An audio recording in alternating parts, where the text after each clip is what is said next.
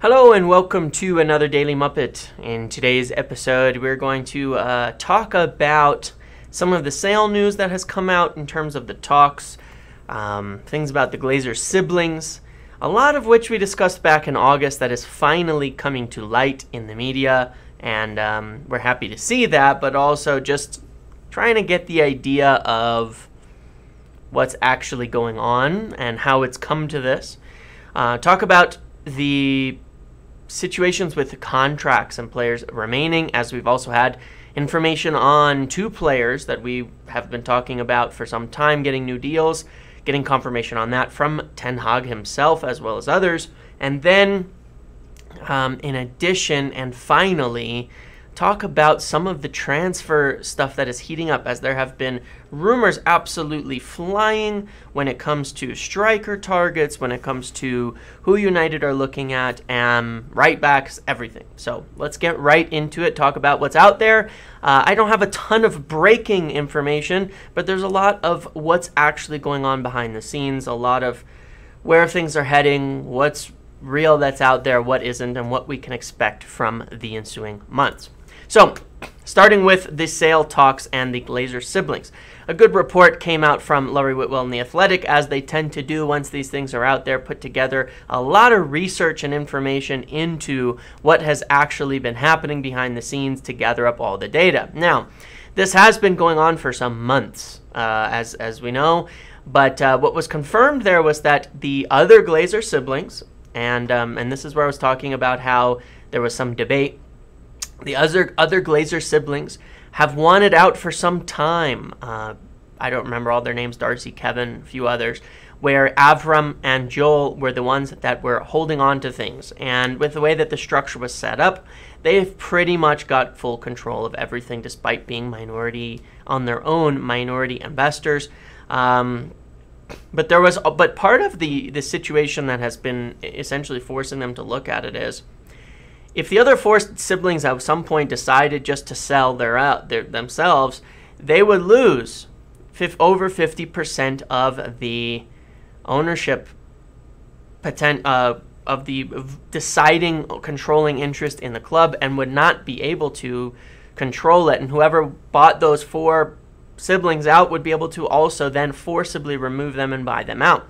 So there's always been a risk there, and it seems that recently the Glazer siblings, as recently as this summer, started to really look at, we don't want to be involved in this anymore. They haven't for some time, and not to give them an out on it, but realize these are four kids who inherited it. You know, all six of them inherited it from Malcolm Glazer, but the four of them have never been involved, have never really wanted to be involved, but it hasn't really been up to them how the club is being run or anything like that. Just something to bear in mind. Though they've certainly, gotten a lot of money out of it. And they wanted out. They've been wanting out. In the summer, there was, when this whole Apollo thing came out, I believe I mentioned that the Glazers were looking for money and cash and potentially to buy out shares and things like that. And at the time, some people suggested that the Apollo thing was a link to try to raise some investment for the stadium. It had nothing to do with that. There was a lot of misleading information in summer where there was a lot of people saying, no, they're just looking for investment for the stadium. And I kept saying, no, they can't get investment for the stadium. They're looking at what are the value of these shares worth. What is going on here is they were already being confronted with the fact of looking at a sale, as they could not find investment. They wouldn't go public to look for investment. They have a lot of contacts through banks. They were going to, be able to talk to people they knew to find out about investment.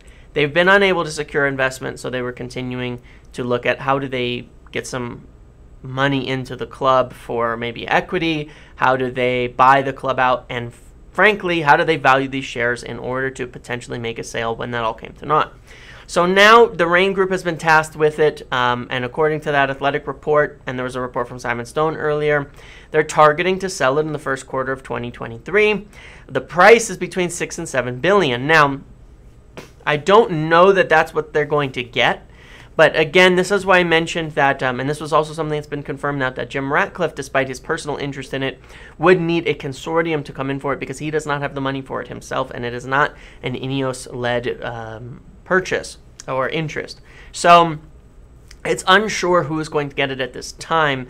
Parties who are interested feel more reasonably that the club is worth in the range of $4 to $5 billion. Plus, they're going to have to pay for that debt. Now, if the $6 billion includes clearing off all of the debt, it may be a more reasonable price, and that might be part of what the discussions are going on. But the reason they're looking for a sale so quickly is what we talked about in the last video and what came out last week. There's no money left. They can't pay themselves. There's no profit. Now they're just running the club for nothing. And they're looking to cash out as soon as possible. Meanwhile, they're paying high interest, high debts, and yeah. So they're looking to go.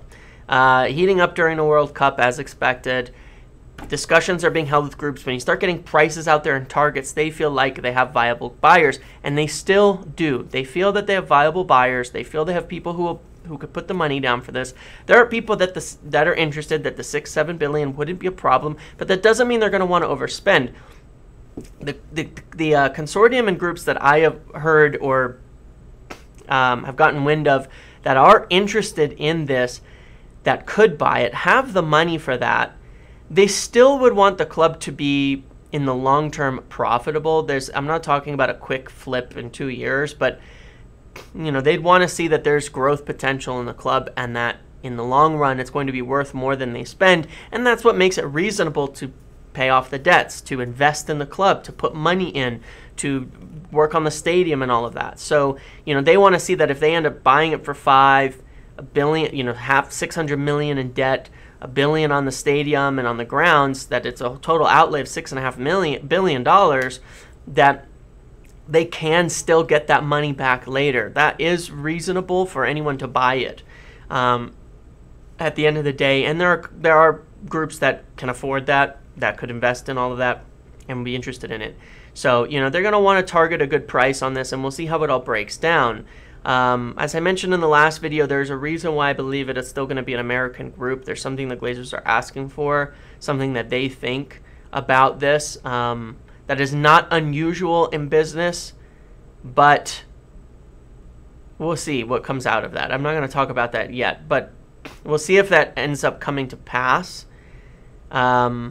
It would not result in them having any control over the business or United or anything like that. So just get that out of your head from this. I'm not hinting that Glazers are going to remain owning the company, the Manchester United, or controlling it or anything like that, okay? I'm not hinting at that. There's just something in it that they might ask for that it's just more of a financial thing. And I don't think it'll be a complication to the deal, but it's something that people may who may not be thinking with how these business deals work may get very upset about or worry is a long-term issue, and it's not.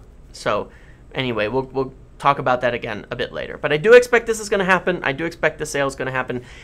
The problem, unfortunately, here is, and this leads into contracts and transfers and all of that, if they're targeting a sale in the first quarter, it's really tricky investing money and transfers and new deals between now and then. I'm not sure how it happens or if it can happen.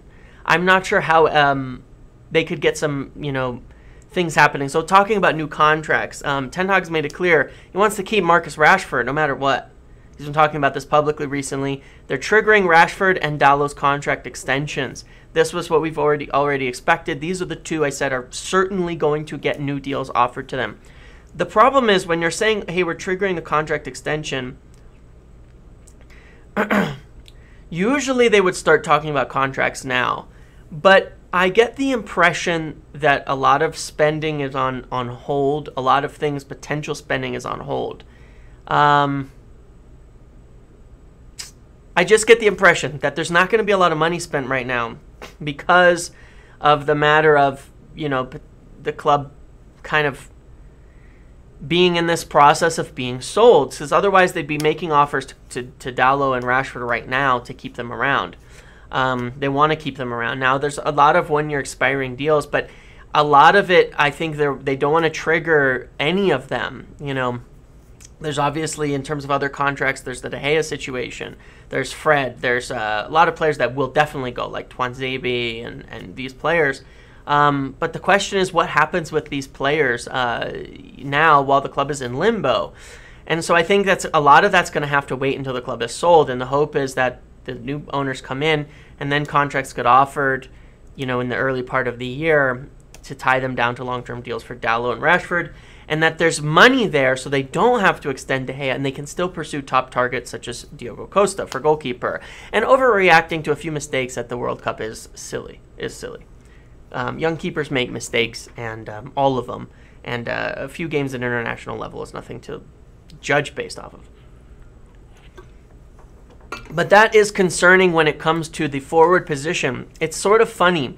I believe that, talk about Gakpo first, that I know Ten Hag really wants Gakpo. We've heard a lot of discussions about it. But after a lot of news about how they were going to get him for sure, and I've been trying to temper expectations about this, it's sort of starting to come back a little bit and be pulled back into maybe not. Howard Nurse said no Gakpo then. No idea why he said it. Most of the stories still say that Ten Hag likes Gakpo. The cost would be 50 million or so euros still, as far as I know. That would still be their record transfer fee. I don't know why. I don't totally know what's going on. I think everybody's in a little bit of question here, and I believe the answer is that they are not sure they're going to have them anything to spend in January, and so it may not be the case that they can get Gakpo. It may not, and if someone else comes in January, then they'll get him. The other factor is this, and back in October I said that United scouts saw Goncalo Ramos as the most viable striker target. Now this news has finally come out. It took months for this to come out, that Goncalo Ramos is someone they've been looking at, that Ten Hag really likes, and that they could bring in at striker. Real interesting, this whole thing. Because that's something we've been talking about. The name finally came out there. And in terms of the profile, they've been looking at a striker. He's much more of a striker than Gakpo. But the names I've been hearing were like Ramos, in a similar vein. I mentioned this on Twitter yesterday too, like Lautaro Martinez. They're not like they're a certain type of striker, and they're semi-similar in a way. Some people might describe them almost as like floating second strikers, but that's kind of that profile, and it's real interesting that I don't know what the goal of that is, but it seems like that's more in the vein of the striker that Ten Hag has been looking at or asking the scouts to look at, and so I think that there's a possibility of Ramos and Gakpo, but I think the issue is that, from what I've kind of gathered, there may be a situation where they ask Gakpo to wait until summer because they don't have the money in January, and there's other clubs interested, and they tell him, look, if you want to move to United, wait till summer, we'll buy you. But that would be likely, from what I can tell, in addition to a number 9, someone like Ramos, who is viewed as a viable, very, very viable target, well-fitting, available, someone they can get. I don't know about the price. We will see. Because he has his release, it was much cheaper in summer. His release clause is now like 120 million, and obviously that's not going to be what it takes. But depending on how the season goes and all of that, maybe he's in the 70-80 million range. He might be. So that's the main name I'm keeping an eye on for strikers for the year. And it's a tricky situation evaluating how this is going to play out in January right now. And a lot of it is going to depend on how far along the sale is. As of now, I don't expect they're going to buy anyone in January. There's options. There's ways around this if they're far along, as I mentioned, if they're further along with the ownership group, to work out a deal, maybe even where the money isn't paid until summer, like a loan with obligation type of thing. There's ways around it. I just don't know how creative they're going to be, and I don't know how open the Glazers are to making deals like that while they're still in charge right now in the process of this sale. But Ramos and Gakpo seem to be still the two names that I would pay the most attention to. People have asked me if there's other names, if there's under-the-radar ones. I heard the name Okafor from Salzburg, but other than that, I think I've even mentioned that name before, but other than that, I haven't. I wish I did, but Goncalo Ramos, Cody Gakpo seem to be the main targets as far as I've heard. Moving on to right back, there's still been a lot of talk now. Someone's throwing names after names after names out there. Dumfries, Malagusto, Frimpong, and they just keep coming. And obviously, United need a right back. Wan-Bissaka's been told he can't go. Again, I don't see it in January, so I don't think it's necessarily relevant right now. But come summer, there could be somebody there. A lot of this is going to change. A lot of this could change. A lot of this could adjust on the right back situation. I keep saying let's wait and see, because I don't know what's going to happen on this, and I don't think the decisions have been made. I think it's something they're probably scouting, looking at all of that, just to examine for the right back situation. But they've got Ethan Laird out on loan. I think there's going to be some assessments made, and then depending on if they decide to keep him or if they like the names out there. So it's a tricky time kind of to put it all together. Games starting again in 8 days. Finally, the season will resume after the World Cup, with Lisandro Martinez and Rafael Varane being the only ones still out there. They'll be gone likely until the 29th, maybe the new year. The players who were eliminated over the weekend will be back around the 18th or 19th into training, and so most of them they fit, so most of them will be in line to start again on the 21st. But yeah, our center back partnership, so you can expect Maguire Lindelof to be the starting center back pair of choice for the first couple United games at the very least. And it's a tricky time. It's very tricky. There's a lot of things going on with this sale, and it has a lot of implications with regards to January.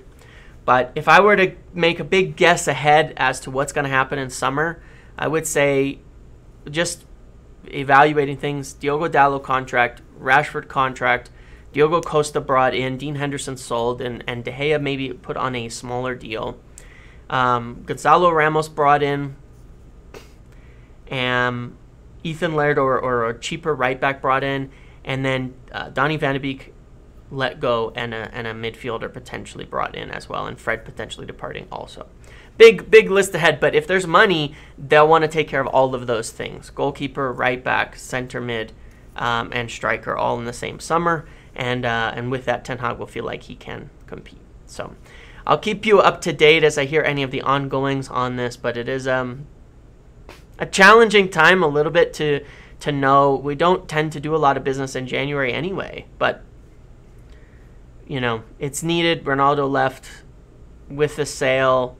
I think it's got to be far along for anything to happen. And if we do make money moves in January, I would consider that as a good sign that it's far along and it's even being discussed with potential buyers.